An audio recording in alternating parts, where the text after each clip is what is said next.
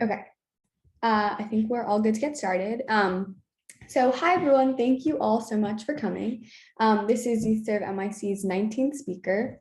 And just to remind everyone, YouthServe NYC is a service initiative founded and run by young people who want to become more involved in the work of rebuilding New York City in the wake of the COVID-19 crisis.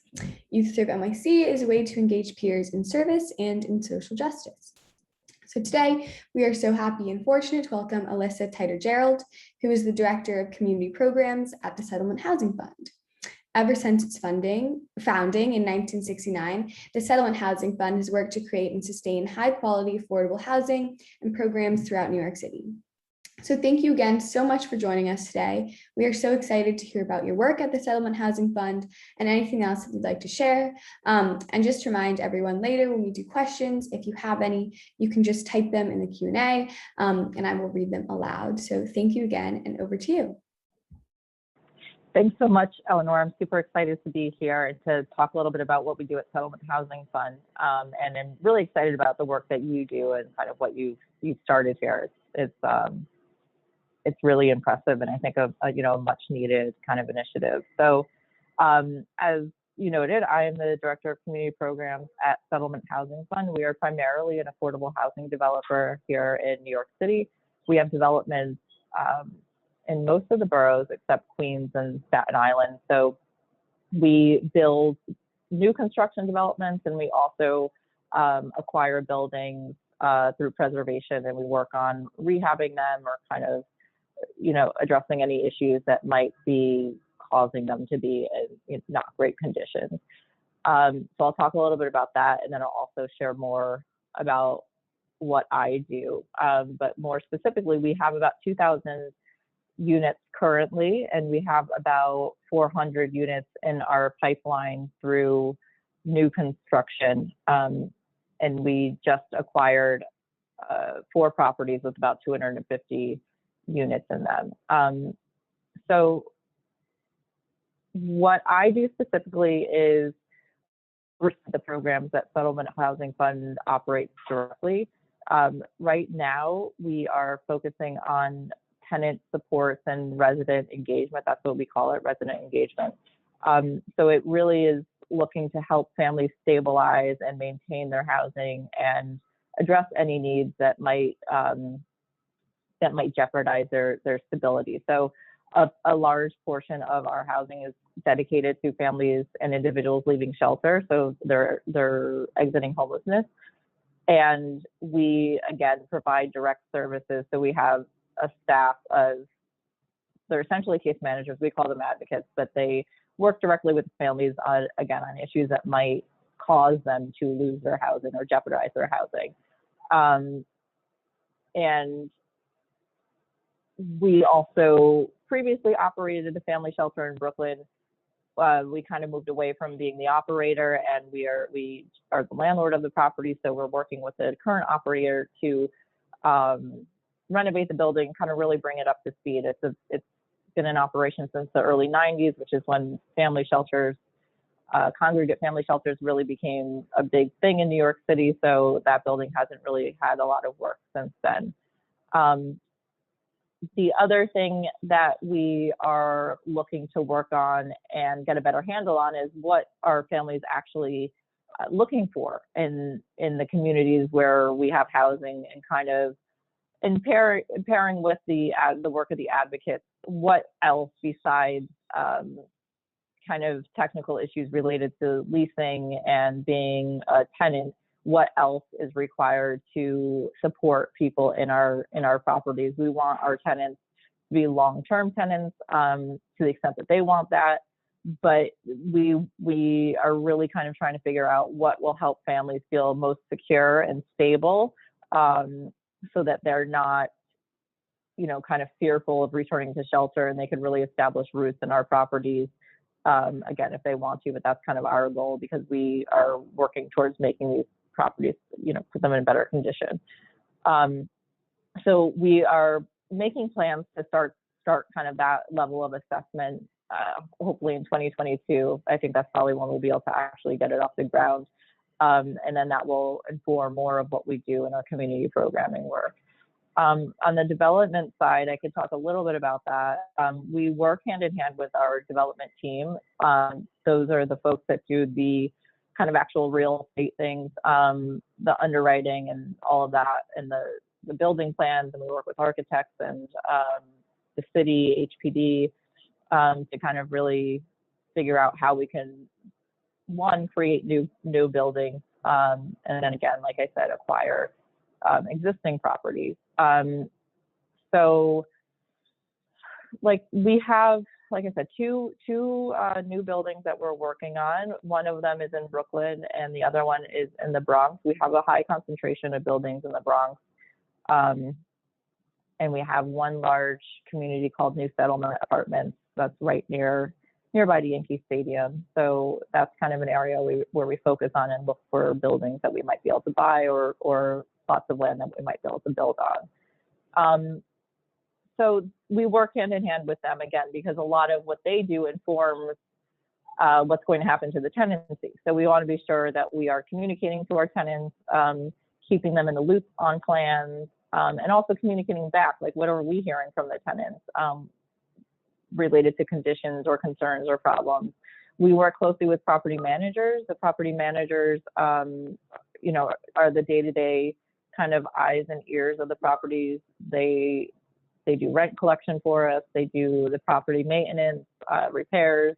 They supervise the superintendents, all those types of things. So we are in daily communication with them about, again, what we're hearing and kind of what they are able to respond back to us and how they're able to respond to the tenants. One of the big projects that we just recently took on, some of you may have been familiar with or may have interest in learning more about it, related to the shelter system. The city, like I was saying, they have the tier 2 shelters that are congregate settings. And they also have this model called cluster site, where the city rents apartments in apartment buildings as shelter units. So the lease is essentially held by Department of Homeless Services, DHS, but the family or individual in there is technically in shelter. So this is a problematic model because the services are not great. They're not on site. The city pays a lot of money in rent for these units, and they're not well maintained. So those are kind of the main reasons why the city is trying to move on from this model. So in so doing, they're purchasing these buildings from the landlords and owners, and then turning them over to nonprofit providers such as ourselves. So we have 4 new buildings that we just acquired, or we're in the process of acquiring in June, and then we had 4 others that we acquired in 2019. So these buildings are primarily made up of families who were in shelter, and then they signed a lease and now they're leaseholders. So there's a lot of activity. We spend a lot of time on these projects. That's why I'm highlighting them, because again, they were not maintained. They're in disrepair. They have infrastructure issues, on top of the fact that the families, you know, in the transition to becoming a leaseholder, there's just a lot to learn, a lot going on, and it could be a confusing time for individuals. So our team provides, you know, support. Pretty much they're problem solvers. The families have questions. We try to figure out how we can get the answers as quickly as possible. One other small project that I work on that might be of interest, it's a fellowship project of women with lived experience of homelessness. So it's it's within the Family Homelessness Coalition, which is a group of providers that kind of work towards addressing issues related to family homelessness. And we're on the steering committee. And so about 2 or 3 years ago, we wanted to increase the involvement of families with lived experience. So I lead this kind of sub-project under that group. And we have a lot of discussions around policy, conditions in shelter, kind of what would make things better. And on the spectrum of homelessness, right, and housing instability. It's not just if you're in shelter, but if you're in housing and you're having trouble, whatever the case may be, that's a form of housing instability also. So we talk about a lot of those types of issues. And the 2 women, they also do a lot of press, they do a lot of city council hearings, statements, op-eds, those types of things. So I think I highlight that because it's important in this work that we as kind of professional experts, whatever word makes sense, program directors, managers, we don't always have all the answers. And, I think it's short-sighted to think that we have all the answers, and we really need to do a better job of including the families that are impacted by these systems and policies into the conversation. They're going to best know how their needs can be addressed. And we need to, again, just create better pathways and more pathways, I think, to increase that communication. So I'll leave it there maybe for now. And if there are any questions or anything I could clarify, I'm happy to do that. Great. Yeah, that was great. Thank you. So we can transition into some questions. I'll start with some of my own. Again, if people have any, they can chat them to me directly or put them in the Q&A function, and I will read them to you. So how did you first get involved in the Settlement Housing Fund? And was your work before joining the Settlement Housing Fund at all similar to what you do now? Sure, that's a good question. So I am a social worker by training. I went to Fordham. I've been a social worker for about 12 years now. So when I first graduated, I worked in foster care, kind of a direct practice, and I knew that wasn't for me. I much prefer administration and policy level work. So after I did foster care, I worked at a large social service agency in the Bronx for about 7 to 8 years. And while I was there, I worked in a homelessness prevention program and a family shelter. I went kind of back and forth between different positions for the 8 years or so that I was there. And then I, needed something different. So I found the job at Settlement Housing Fund, and it felt like a good fit because, again, my experience working on the prevention side of homelessness and in shelter, and then to be able to work with families and tenants that are housed, kind of on that full spectrum, it's been great. So that's kind of how I found and ended up where I am. Great, thank you. Okay.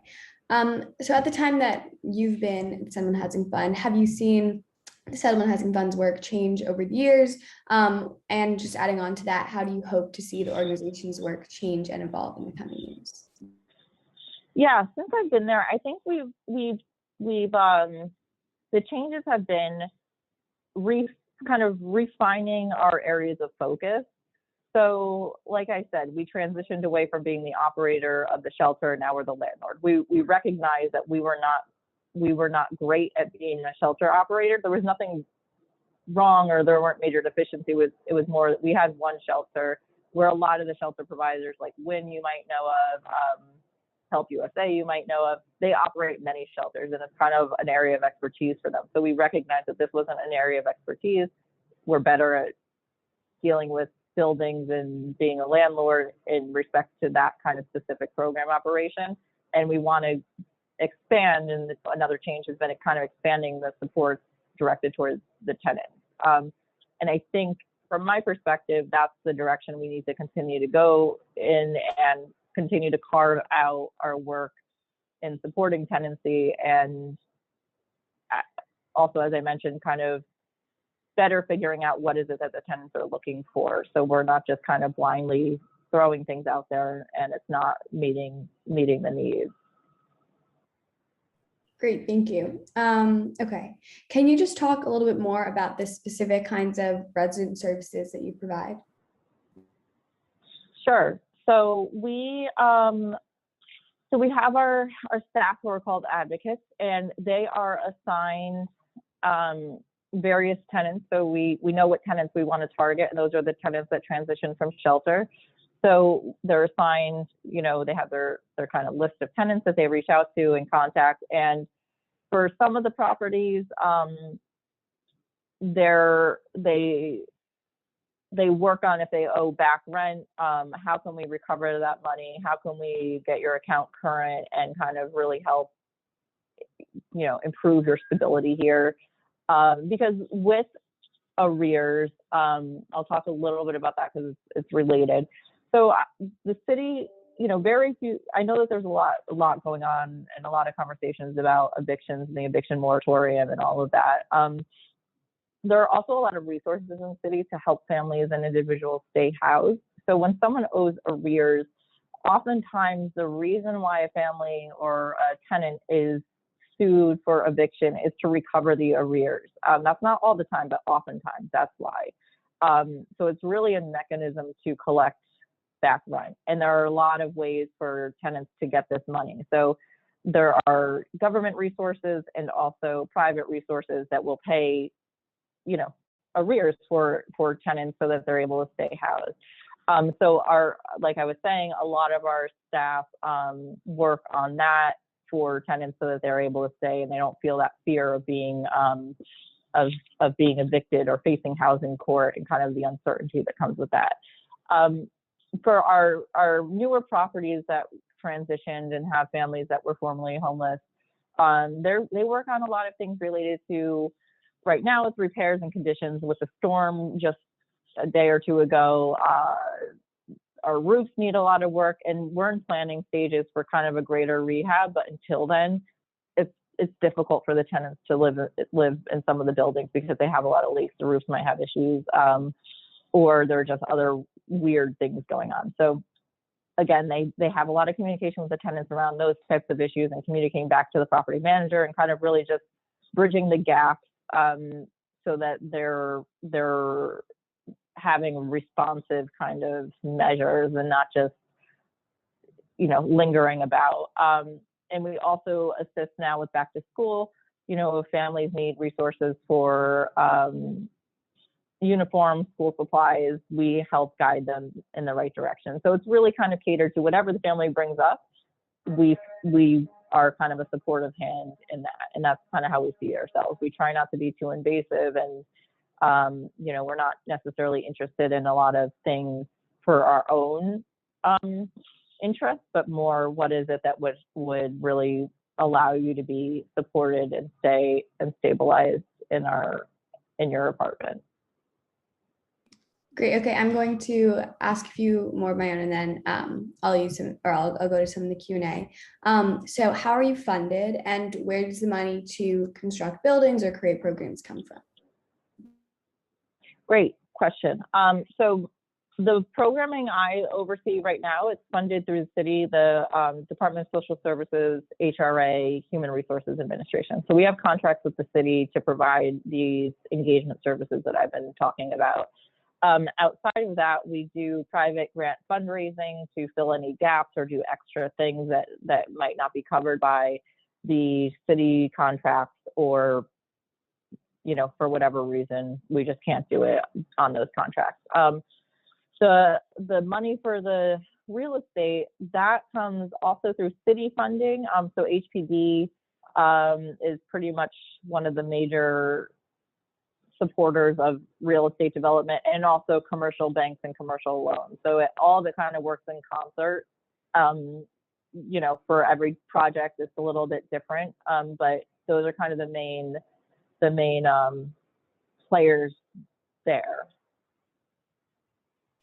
Great. Okay, so from the Q&A, what is your history or success of transitioning families from shelter to apartment leaseholder? Are there certain criteria that seem more successful?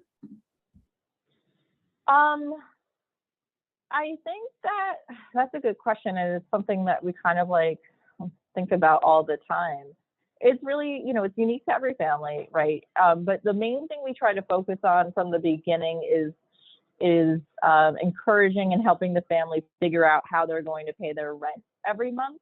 So the vast majority of our families have a subsidy called City Fest, or a rent supplement called City Fest. And that is, you may be familiar, you may have heard of it. There's some, talk about that. There's a new initiative, Insure 146, which raises the City Fest rent limit to Section 8 level. So you also may be familiar with Section 8. So City Fest works similar to Section 8 in the sense that it's a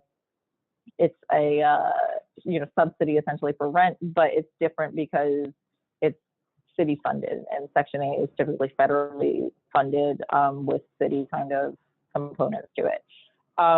So what makes someone successful? Being able to pay your rent. So with City Fest, if the apartment is $2,000, CityFest may pay, $1,500, and the family might have to pay $500. So how can we help you pay that $500? And that's all determined based on the family's income. So it's not that the 500 came out of nowhere. It's 30% of their income, and so therefore it's determined that this is, what they're going to be responsible for. So we want to help the families figure out how they could pay that regularly and on time, so that they're not getting in a position where they're behind, and then that just kind of quickly snowballs after months. So that's one of the key things. The other thing is really just like asking questions, because a lot of our families are new leaseholders. It might be their first time having a lease. Maybe they lived with family before and they weren't responsible. But asking questions, what does this really mean?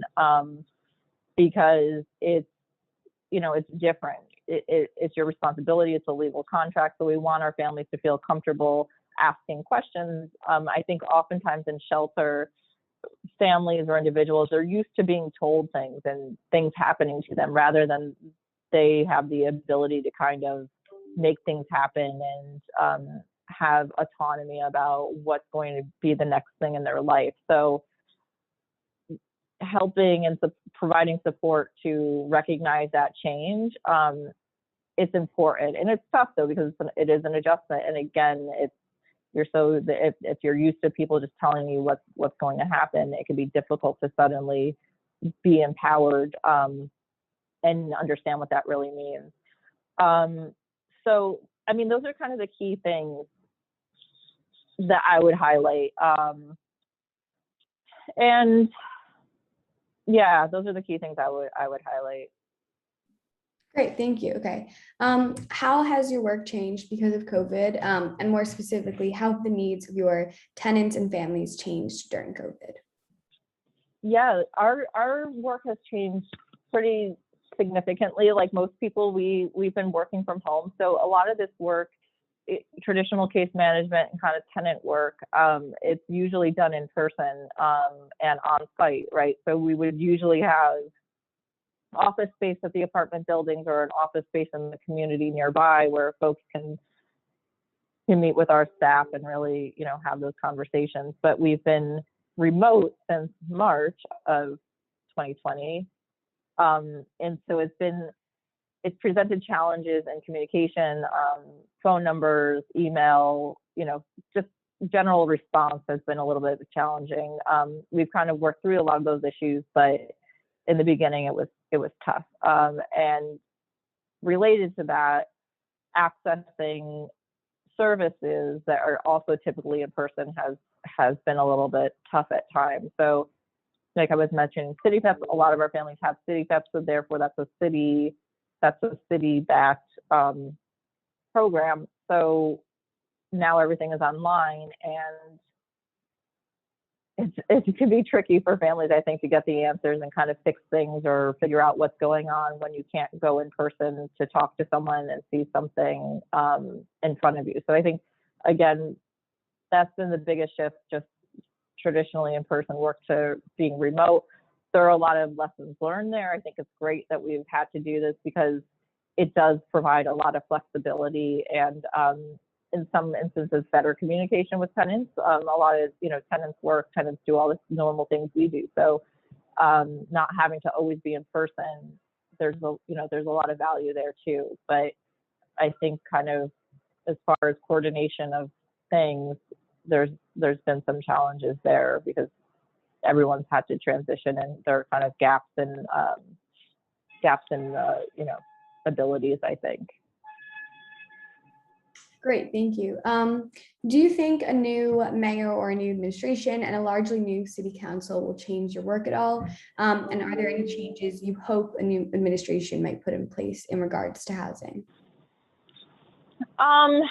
Yeah, I think that there will be changes. I don't know what. I mean, if we're, it looks like it might be Eric Adams. So he hasn't said much about housing or family homelessness, which is, I use the word family because that's really where my interests lie, and there's a lot more to homelessness. But family homelessness is an area that's often overlooked, primarily because you don't see families, on the street. You usually see a single adult or, that's who is more visible as far as homelessness is concerned. So so I'm not sure. So because he hasn't said much, it's a little unclear, but I think that leaves opportunity to present, alternatives to what we know of historically. So I think within like the Family Homelessness Coalition, we're talking about what should we be asking for and what should we kind of be putting out there. Since he doesn't seem to have his own agenda, we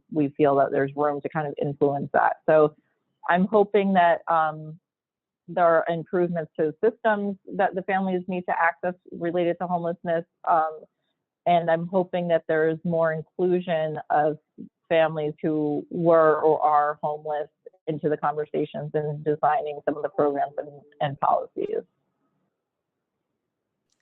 Great. Okay, I think we have time for two more. So you mentioned the recent storm and the challenging conditions in buildings and maintenance of buildings. Is there any way federal money targeted at infrastructure and climate change could be helped for or applied to your work? That's a good question. I am not 100% sure. I mean, I think probably in short, yes, but in like kind of directly, no. I think a lot of that money would probably be funneled through city agencies, so through like HPD or HDC, and those are the partners that we work with. So I think as far as sustainability measures, probably as we're talking about what this greater rehab and scope of work will look like for some of these properties that need more attention, that would, I can imagine that coming up. But as far as, like right now, what do we do? I don't know that there would be a direct connection, but I think that that's a great point and something to definitely keep an eye on. Great. Okay, we're just about out of time, so I'll ask one more. But what is your advice to young people like us who want to get more involved in more public service work? In your opinion, what are the best ways to do this? And just generally, what advice do you have to people who are very committed to serving New York City and to helping vulnerable New Yorkers? That's great. I think that, things like this, learning about different organizations and what's out there and what people do, what are the different types of roles, different organizations, what are you drawn to? There are a lot of different roles. There's a lot of different areas that can address issues that help vulnerable New Yorkers. I also think right now, kind of learning more about what it means to be vulnerable and talking and learning more about a lot of the vulnerable groups we talk about are oppressed groups, right? They're racialized groups, they're minoritized. So what does that actually mean? And making sure that we're going into these conversations and looking into these issues through that lens. And it's not necessarily about like, we want to help these homeless families. Like, yes, that's the fact, but what caused the families to be homeless and why are the families primarily Black and brown, and what does it take to change that down the line? What would it really take, and kind of what is that experience like for them? And less so, again, kind of here's this blanket policy that's going to help everyone. It's got to be a combination of both, and more so kind of what I was just explaining, really understanding what it means to be marginalized and oppressed and how that fits into the ecosystem within New York City. Well, thank you so much. This is great. So thank you to everyone who came, and obviously thank you. The recording will be on the website, and yeah, thank you again. Thanks so much for having me. I appreciate it, and I hope to stay in touch with you. Definitely. Yeah. Thank you.